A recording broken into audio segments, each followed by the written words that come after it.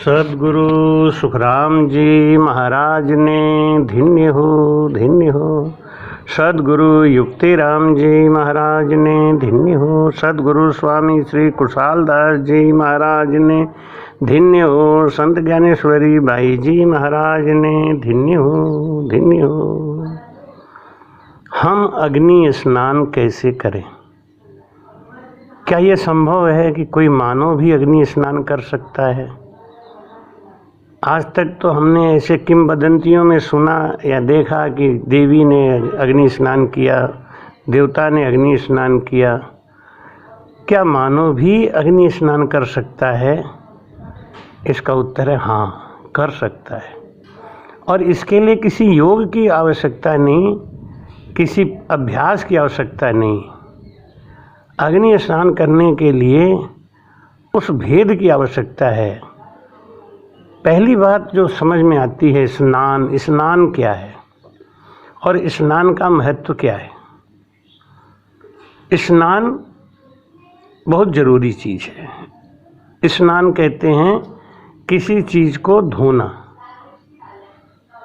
जैसे वस्त्र को स्नान करा दिया, किसी देवताओं को स्नान करा दिया, हम जल से स्नान कराते हैं। मंदिर में जाते हैं तो हम मूर्ति को जल से स्नान कराते हैं। अपने वस्त्र को स्नान कराते हैं जब उसको सफाई करते हैं। हम खुद स्नान करते हैं। लेकिन स्नान का महत्व क्या है, ये हमको आज तक नहीं समझ में आया। स्नान क्यों करना चाहिए और कैसे करना चाहिए? स्नान का महत्व क्या है? स्नान केवल शरीर की दुर्गंध हटाने की वस्तु नहीं है। स्नान केवल शरीर को साफ करने का साधन नहीं है। स्नान हमारे शरीर को निरोगी रखने का साधन है। स्नान से हम निरोगी होते हैं। लेकिन स्नान करने का भेद पता हो तब। 4 प्रकार का स्नान होता है। अग्नि स्नान, ऋषि स्नान, मानव स्नान और दानव स्नान। स्नान करने से क्या होता है? जो हम भोजन प्रसाद ग्रहण करते हैं, उस भोजन को पचाने में जो बाई प्रोडक्ट पैदा होता है, एक गर्मी, एक हीट पैदा होती है हमारे शरीर में, उस अनावश्यक ऊर्जा को, उस अनावश्यक गर्मी को हटाने का काम करता है स्नान। हम जब रात्रि में भोजन करके विश्राम करते हैं तो हमारा जो पाचन तंत्र है वो उस भोजन को पचाने में लग जाता है। भोजन का जो ठोस रूप है वो मल के रूप में निकलता है और इसका जो सूक्ष्म रूप है वो चित्त मन बुद्धि अहंकार बनाने के काम में आता है। और इसका जो मध्यम गुण है उससे हमारा अस्थि, मज्जा और हड्डी, खून और वीर्य का निर्माण होता है। लेकिन उस भोजन को पचाने में, उस भोजन को शरीर में शरीरांश करने के लिए हमारी जो ऊर्जा निकलती है, जीवनी शक्ति जो नष्ट होती है, उस जीवनी शक्ति की गर्मी का विसर्जन होना बहुत जरूरी है। नहीं तो ये शरीर में विकृति पैदा करता है। अब हम अगर स्नान करने का समय और भेद नहीं जानते हैं तो हमारा किया हुआ स्नान व्यर्थ चला जाता है। इतना अमूल्य जल ये भी व्यर्थ चला जाता है, क्योंकि जो उसका वैज्ञानिक प्रभाव हमारे शरीर पे होना चाहिए था अब वो नहीं होता। हमारे शरीर के रोम रोम के छिद्र के अंदर जो गर्मी आके इकट्ठा हुई थी, पूरी रात हमारी जीवनी शक्ति ने हमारे शरीर की सफाई करी और वो सारा कचरा ला के आँख के रास्ते, नाक के रास्ते, कान के रास्ते, रोम छिद्रों के रास्ते, वो सब ला के बाहर को इकट्ठा कर देता है कि अब ये बाहर निकल जाए।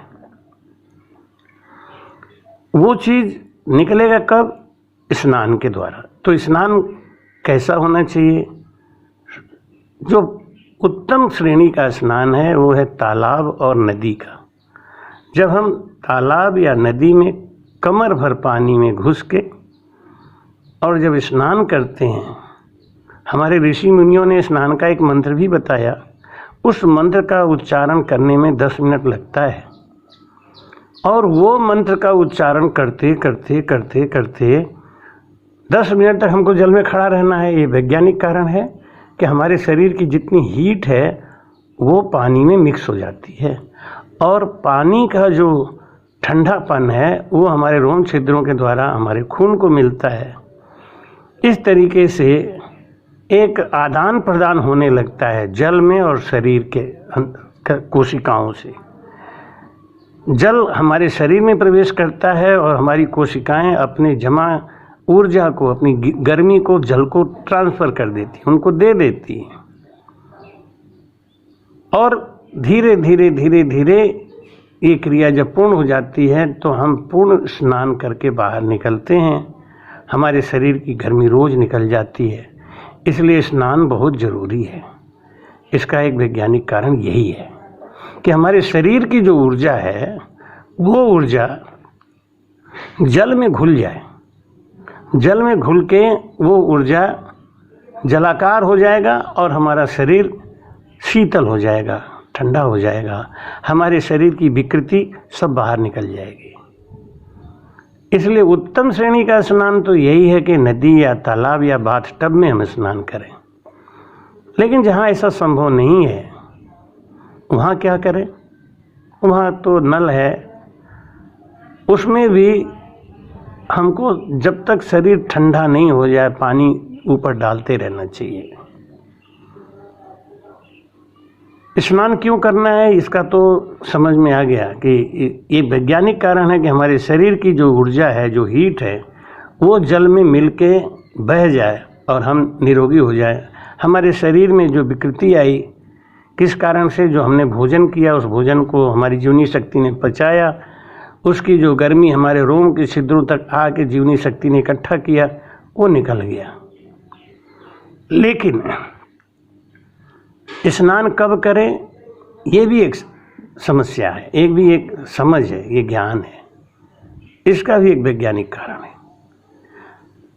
स्नान 4 प्रकार का होता है। पहला स्नान ब्रह्म अग्नि स्नान, अग्नि स्नान जिसको बोलते हैं, वो कौन करते हैं? वो संत लोग करते हैं।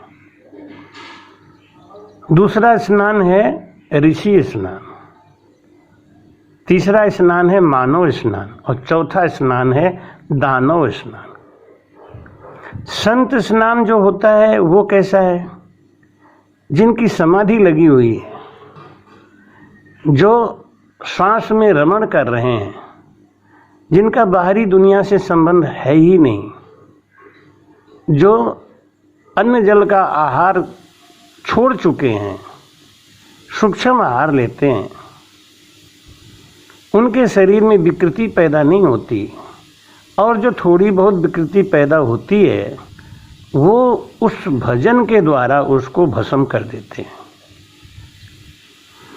जो लगातार सांसों सांस सिमरन चल रहा है उनका, उस सांसों में जो हीट आती है, गर्मी आती है, उस गर्मी से रोग के जितने भी कीटाणु हैं वो मर जाते हैं। हमारे शरीर की जो ऊष्मा है वो शीतलता में बदल जाती है, क्योंकि सांसों की रगड़ से हमारे अंदर एक जो गर्मी पैदा होती है वो उस भोजन पचाने वाली ऊर्जा की गर्मी को खा जाता है। इसलिए जो समाधिस्थ हैं, जो समाधि अवस्था में हैं, उनको जल के स्नान की आवश्यकता नहीं होती। वो भजन के द्वारा अपने उस सारे विकृति को नष्ट कर देते हैं, शब्द तेज से उसको नष्ट कर देते हैं। यह है संत स्नान। इसी को बोलते हैं ब्रह्म अग्नि स्नान। अगर हम ब्रह्म अग्नि स्नान करने लगें तो हमें किसी भी स्नान की आवश्यकता नहीं है। हम उस ब्रह्म अग्नि में स्नान करने की कला सीख जाएं, किसी समर्थ गुरु के शरण में जाके उनसे सांसों सांस भजन सीख के भजन करने की कला सीख जाए, बस कल्याण हो गया। महाराज कहते हैं कि ऐसा भेद बताव जो समर्थ गुरु मेरा, राम मिलो इन देह में काटूं विष झेरा, कुदरत तेरी साइया मुझे लखियन जावे, मोह मन ऐसी उपजे कैसे हरि पावे, देह अस्थूलन रूप के घर गाँव न काया, किस विध मेला कीजियो त्रिभुवन पतराया, पूरब प्रीत पिछाड़ के मेरे घर आओ, मैं दुखिया तुम बाईरा मुझे दर्श दिखाओ, मैं नीरबल बलहीन मुझे सजे है न काई, शरणागत सुख राम कहें हरि मिलो मन माई, ऐसा भेद बताव जो समरथ गुरु मेरा। बोलो राम। सामर्थ्यवान गुरु के शरण में जाके शिष्य ये भेद पूछे कि हे प्रभु मैं ब्रह्म अग्नि स्नान कैसे करूं, मेरे अंदर वो ज्ञान दे दीजिए, ऐसा भेद बताओ जो समर्थ गुरु मेरा, कि राम मिलियो इन देह में काटूं विष झेरा।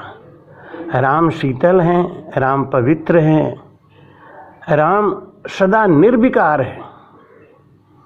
वो चीज़ हमारे अंदर आते ही हम निर्विकारी हो जाएंगे, हम शीतल हो जाएंगे, हम पवित्र हो जाएंगे।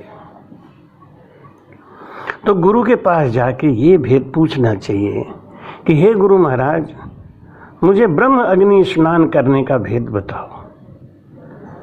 8 पहर 64 घड़ी हरि नाहि बिसारे, सो साधु सुखराम कह बहुता हंस तारे। 8 पहर 64 घड़ी जो हर समय ब्रह्म ज्ञान में गर्क हैं, जिनका श्रुति शब्द का योग हो गया है, सांस में रमण करते हुए वो कंठ स्थान, हृदय स्थान, मध्य स्थान, नाभि स्थान, ब्रह्म स्थान, गणेश स्थान, बंकनाल, मेरुदंड, त्रिगुटी, शिव ब्रह्म, चिदानंद ब्रह्म, पार ब्रह्म, जो इन स्थानों को पार करते हुए आनंद ब्रह्म में विलीन हो गए हैं, आनंद ले रहे हैं, वो जीवित मोक्ष जा चुके हैं, उनके अंदर कोई विकार रहा ही नहीं। ऐसे परम ज्ञानी, परम मोक्ष अधिकारी संत हमेशा ब्रह्म अग्नि में स्नान करते हैं, उनको जल स्नान की आवश्यकता नहीं है। 8 पहर 64 घड़ी हर समय वो ब्रह्म अग्नि में ही स्नान करते रहते हैं, तो उनका कोई विकार बचता ही नहीं, सब भस्म हो जाता है, वो निरोगी रहते हैं, सूक्ष्म आहार लेते हैं, और वो भी आहार शरीरांश हो जाता है, जितनी शरीर को आवश्यकता है उतना ही लेते हैं, उनके शरीर में मल और अम्ल बनता ही नहीं। लेकिन जो सांसारिक हैं, जो ब्रह्म ज्ञान से दूर हैं, ऐसे लोग जल स्नान करते हैं। उस जल स्नान का भी भेद है। जल स्नान का भेद क्या है कि ऋषि स्नान करना चाहिए, संत स्नान के बाद ऋषि स्नान। ऋषि कब स्नान करते हैं? जब आकाश में तारे दिखाई देते हैं। आकाश में जब तक तारे दिखाई देते हैं, ऋषि तालाब, नदी या बाथ में अपना स्नान करके और अपने ध्यान साधना और अपने योग क्रिया में लग जाते हैं। इससे उनको फायदा क्या होता है कि जो भी हमारे शरीर में विकृति इकट्ठा हुई थी, जो रोम रोम के छिद्र के दरवाजे पे आके इकट्ठा हुई थी।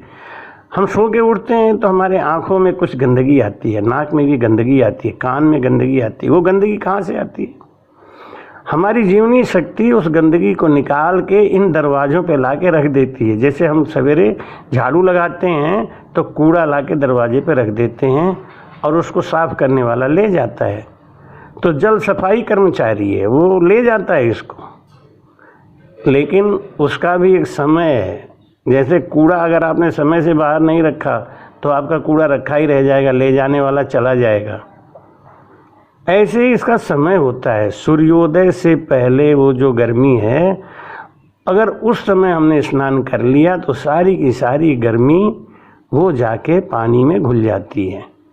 अब ऋषि लोग जल्दी उठ जाते हैं, अपना ध्यान साधना करने के बाद में वो ऋषि स्नान करते हैं, यानी आकाश में तारे चमक रहे हैं तब तक स्नान कर लेते हैं। और तीसरा स्नान है मानव स्नान। वो कब होता है?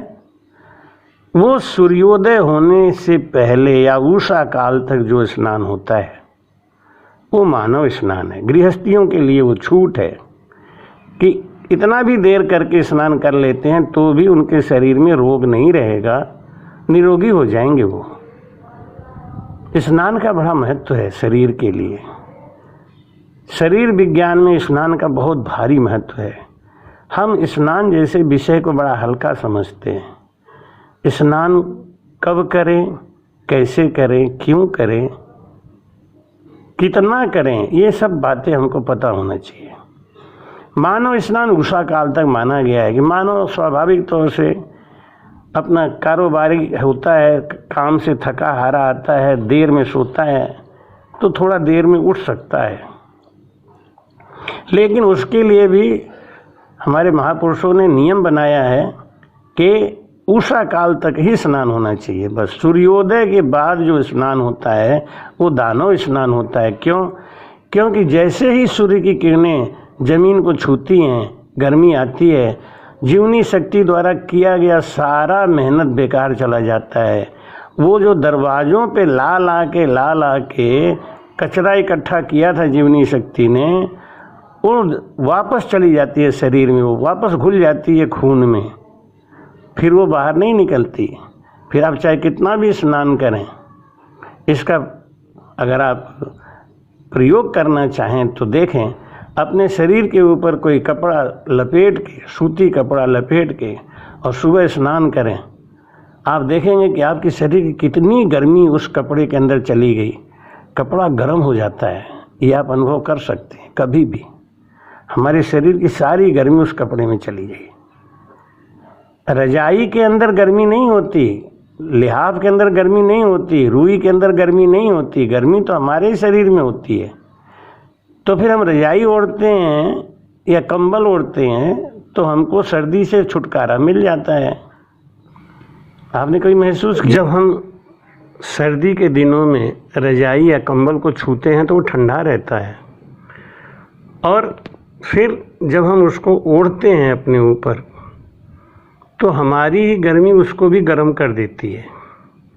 क्यों? कि हमारी गर्मी बाहर निकल नहीं पाती, इसलिए उस कंबल या रुई की रजाई में वो गर्मी नहीं होती, वो हमारे अंदर ही है। वो निकल रही थी बाहर, उसको वातावरण से मिलने से रोक दिया है, एक पर्दा का काम करती है। हमारे अंदर की जो गर्मी है वातावरण में घुलती रहती है, इसलिए हमको सर्दी लगती है। जब हम कपड़ा या वस्त्र पहनते हैं उस गर्मी को रोक लेते हैं। ऐसे ही जब हम स्नान करते हैं सूरज निकलने के बाद तो हमारी गर्मी वापस हमारे शरीर में चली जाती है, फिर वो बाहर को नहीं निकलती।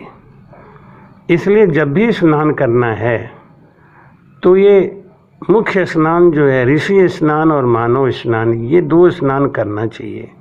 संत स्नान तो कोई बड़भागी जीव करता है जिसको सद्गुरु मिले हैं, जिनको भेद पता है, जो ये ज्ञान को समझते हैं कि श्वास और उश्वास में भजन करने से, रगड़ करने से हमारे अंदर निज नाम की जागृति होती है, और वो जो तेज है, वो जो गर्मी है, वो हमारे शरीर के सभी विकारों को नष्ट करके हमको निरोगी बना देता है। यही है ब्रह्म अग्नि में स्नान करने की कला। ब्रह्म अग्नि में स्नान करने वाले संत महापुरुष परम तेजस्वी और परम ज्ञानी होते हैं, जो हर समय उस परमात्मा के ज्ञान में लीन रहते हैं, ध्यान में लीन रहते हैं। उनको आवश्यकता ही नहीं है जल स्नान करने की। उनकी सारी विकृतियाँ वो सब शब्द के प्रभाव से नष्ट होती रहती हैं और वो ब्रह्म अग्नि में स्नान करते रहते हैं। तो बड़ा ही सरल है अग्नि में स्नान करना। अग्नि स्नान कैसे करें, इसके लिए कोई भेदू गुरु की आवश्यकता है। हम लोग बातों के जाल में फंस जाते हैं। हमको ब्रह्म अग्नि स्नान करना है। अगर ब्रह्म अग्नि स्नान नहीं हो पा रहा है तो ऋषि स्नान करें। अगर ऋषि स्नान नहीं हो पा रहा है तो मानव स्नान करें, लेकिन दानव स्नान नहीं करना चाहिए।